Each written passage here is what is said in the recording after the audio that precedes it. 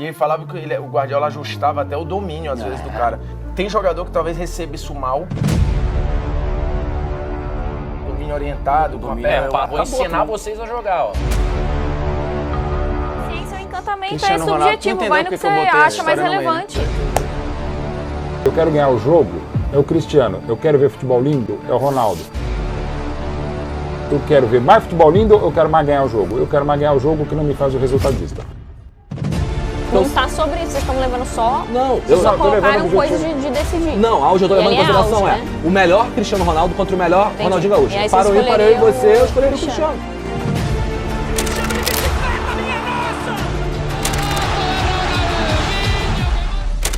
Ludicidade, aquilo que é referente ao lúdico. Segundo o dicionário Aurélio, trata-se daquilo que é aprendido por meio de jogos, aprendizado através do divertimento e das brincadeiras, despertando o interesse de quem está compreendendo algo. Embora o futebol seja um esporte popular a nível global, o jogo em si é pouco visto ou entendido. Em outras palavras, o futebol está mais relacionado com memórias afetivas, nostalgia e brincadeiras entre amigos e familiares do que com o jogo complexo que propriamente o caracteriza. Um jogo que envolve inúmeras variantes que englobam o antes, o durante e o depois de cada partida. Na verdade, não há problema algum nisso se considerarmos que se trata de entretenimento, mas é inegável que essa ambiguidade de pontos de vista causa divergências de análise e interpretação do jogo, distanciando muito o lúdico do que de fato é empírico e praticado dentro das quatro linhas de trave a trave. A melhor temporada do Cristiano contra a melhor temporada do Ronaldinho.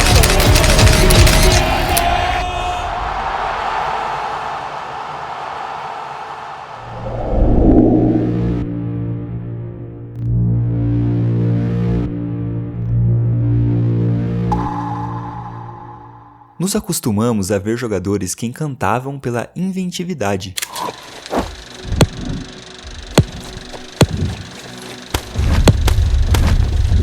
pela habilidade em se livrar de marcadores com muita plasticidade, que demonstravam um controle de bola quase sobrenatural e utilizavam-se disso para levar vantagem contra os adversários, encantando torcedores, amantes do esporte e até pessoas que nem têm tanta intimidade assim com o futebol. Sim, o futebol tem o poder até mesmo de atrair a atenção dessas pessoas. No entanto, nos últimos tempos, é notável que esses jogadores estão perdendo espaço, sendo preteridos muitas vezes a jogadores com técnica supostamente inferior, mas que oferecem outros recursos ao time, recursos que nem sempre são notados pela grande audiência.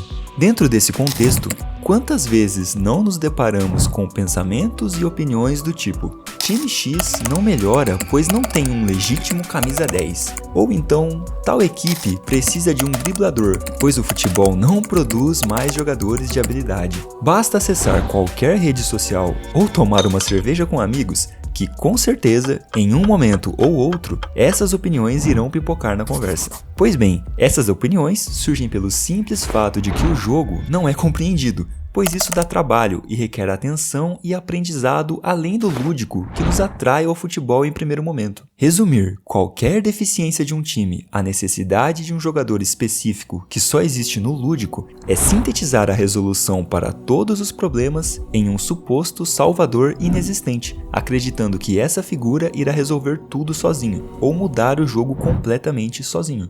O mesmo acontece para os dribladores. Quando se assiste a um jogo engessado, é um dos primeiros comentários que surgem. Veja bem, não se quer dizer aqui que não há espaço para um meia criativo e habilidoso e nem que não se pode mais utilizar os grandes dribladores, mas sim que a solução nem sempre é tão óbvia assim. Não é novidade para ninguém que tudo evolui e logo muda. Em qualquer esporte de alto rendimento, essa é uma tônica, e não é diferente com o futebol, que hoje é jogado em um espaço muito menor do que já fora um dia. E não se trata apenas das dimensões métricas do campo, mas também da compactação dos times. Em qualquer jogo de nível razoável, percebe-se que entre os jogadores mais recuados de cada time há apenas cerca de 30 metros, ou seja, vemos 20 jogadores ocupando 1/3 do campo. Na prática, significa que a criação de espaços depende mais de uma organização coletiva, com movimentos ordenados e treinados, do que do domínio de um único fundamento como o drible.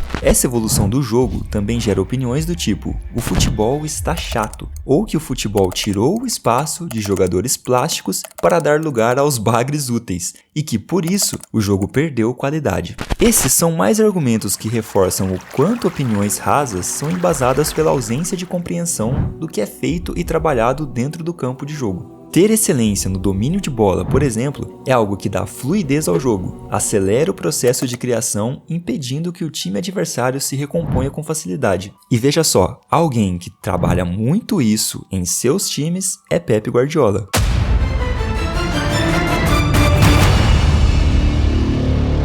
Como a gente vê nessa entrevista do Rafinha para a TNT Sports. O passe na velocidade e na precisão correta para aquilo que exige a situação acrescenta ainda mais poder ao processo criativo. O futebol é um jogo tão dinâmico quanto coordenado, onde quem não está com a bola ou sequer aparece no enquadramento da transmissão tem papel importante em cada momento da partida, mesmo que não pareça.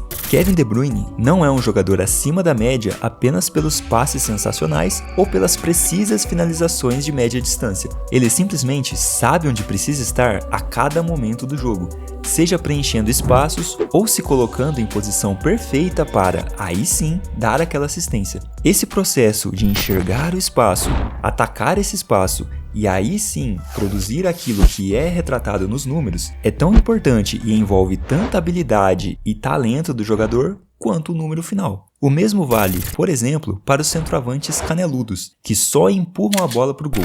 Na verdade, para que ele pudesse empurrar a bola para o gol, houve uma série de movimentações e adaptações a situações variáveis que exigiram a interpretação correta que permitisse a ele o simples gesto de tocar para o fundo do gol. Caso contrário, se você pensa diferente disso, então a coisa mais fácil de se fazer no futebol é empurrar a bola para o gol. Afinal, é só ficar lá parado, esperar que o time crie para você, que uma hora você vai conseguir fazer um gol, chutando a bola da forma mais fácil possível. Entende o que eu quero dizer? Como já foi dito, não significa que o drible não seja importante. É um recurso valioso, mas de nada adianta ter um jogador habilidoso se ele não tiver um time que gere situações onde ele vá se destacar. E aqui cabe um adendo: mesmo esse jogador não pode se dar ao luxo de não ter outras valências e também nem deve deixar de cumprir tantas outras obrigações táticas. É evidente que num jogo jogado num espaço tão pequeno, o drible seja sim uma maneira de levar vantagem, mas existem outros fundamentos tão importantes quanto, ou até mais importantes: passe, domínio, movimentação, preenchimento de espaços, que já são curtos por si só,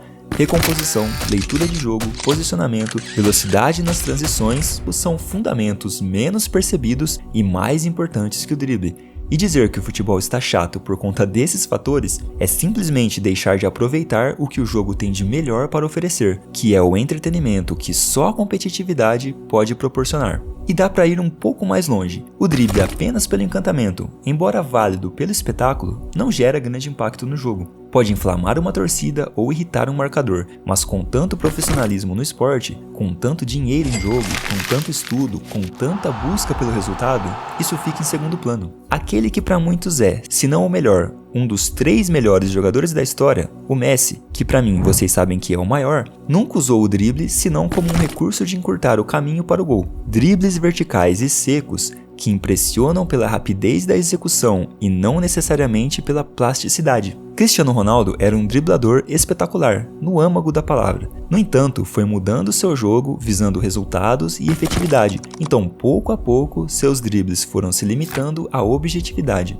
Em algum momento ele percebeu que a efetividade falava mais alto que a plasticidade, não apenas para sua carreira pessoal, mas também para as conquistas do coletivo, e incorporou isso ao seu jogo. E isso tornou, em algum momento, o jogo dele mais feio ou pior? Bom, parece que não. Todo bom jogador, em qualquer posição, tem de ter um pouco da habilidade de drible para se livrar de situações específicas. É um recurso útil para volantes, meias, laterais e até zagueiros e goleiros, com cada vez mais o jogo sendo construído desde o tiro de meta. Mas o ponto desse vídeo ainda é atacar a ideia comum de que a ausência de dribladores à moda antiga justifica o argumento sobre o futebol estar chato, quando, na verdade, apenas o parâmetro de apreciação é que mudou. De fato, não vemos mais alguém como Ronaldinho Gaúcho, fazendo o que fez no Barcelona. Mesmo o Neymar, em seu auge, já não utilizava mais o drible apenas pelo drible. Na verdade, 2 dos gols mais surreais de Neymar, ainda pelo Santos, foram arrancadas fatais em direção ao gol, usando o drible para desmontar defesas. Seja o gol Puskás contra o Flamengo, do próprio Ronaldinho, jogador do Santos.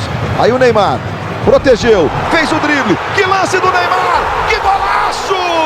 Ou o gol contra o Atlético Mineiro em seu jogo 200 com a camisa do Santos. Olha a jogada dele no meio campo, passou pelo Rafael Marques, deixou o Leonardo Silva no chão, passou também pelo Júnior César e bateu no canto ambos na Vila Belmiro. Aliás, falando no Ronaldinho, o espaço dele no imaginário do torcedor médio é o que conduz esse tipo de pensamento e opinião. É realmente impressionante assistir aos vídeos dele na época do Barcelona, e não dá pra negar a importância dele na história do clube catalão. Mas a reverência cega aos highlights dele ou de qualquer outro jogador habilidoso causa um pensamento que conduz ao tipo de opinião comum que vemos nas discussões por aí, e que é tão válido quanto dizer que a seleção brasileira de 2006 era incrível. Esta era cheia de jogadores incríveis aos olhos dos torcedores, mas que dentro do campo sucumbiu como um time de amadores perante a um time muito menos lúdico, porém infinitamente mais equilibrado e organizado. Antes dessa Copa, inclusive, a capa da revista Placar foi intitulada "Eles não podem jogar juntos", uma matéria de Arnaldo Ribeiro dissertando justamente sobre os fatores táticos que impediam a utilização de Ronaldinho, Ronaldo, Adriano e Kaká no mesmo time. A matéria foi muito criticada pela audiência média, o mesmo público que hoje provavelmente tem posters em adoração àquele time, e o resultado é o que todos aqui se lembram. No final, o que resta é concluir que atribuir a falta de graça ou dizer que o futebol está chato puramente a uma suposta carência de dribladores não passa de uma maneira fácil de opinar sobre um jogo complexo, apoiando-se no lúdico para sintetizar de maneira pobre aquilo que não consegue entender, e dessa forma fechar-se num ideal simplório para continuar replicando redundantemente aquilo que é socialmente mais fácil, sem espaços para questionamentos e, portanto, mais confortável. Apoiar-se em falas como a de Hazard e de outros jogadores que emitem opiniões parecidas é descontextualizar toda a evolução do jogo e a existência do que se trabalha para alcançar. Hazard poderia ter dito que tinha potencial para ser tão bom quanto Cristiano Ronaldo, ou Messi, ou até mesmo Neymar, mas que não se dedicou tanto para isso. E aí sim estaria tudo bem, é uma maneira de enxergar a vida e definir suas prioridades. O futebol foi passando por mudanças táticas e técnicas ao longo de sua história. Jogadores das mais variadas características físicas e com aptidões muito diferentes tiveram seus espaços garantidos nessa história a partir do momento que conseguiram entender o seu papel e desempenhar o que tinham de melhor, pois o jogo é coletivo e permite a todos que aperfeiçoem suas potencialidades e se destaquem. E a força motriz disso é a competitividade. Nem todo mundo que já chutou uma bola conhece esse conceito. A competitividade faz com que haja necessidade de melhorar, de se provar, idealizar e alcançar a maestria de si, e no caso de um jogo coletivo, ser parte importante para alcançar um objetivo em comum a todos da equipe. É também a competitividade, ainda que de maneira subjetiva, o fator que atrai as atenções de todos nós ao jogo de futebol. Esse senso é visto na aplicação dos atletas nos treinamentos e refletido na intensidade das partidas, sempre ao limite, tentando superar cada desafio. E o resultado disso são partidas que prendem a nossa atenção, mexem com nossos corações, fazem com que admiremos tudo que engloba o mundo do futebol e, com um pouquinho a mais de disposição a enxergar o que está acontecendo durante as partidas, a compreensão vem.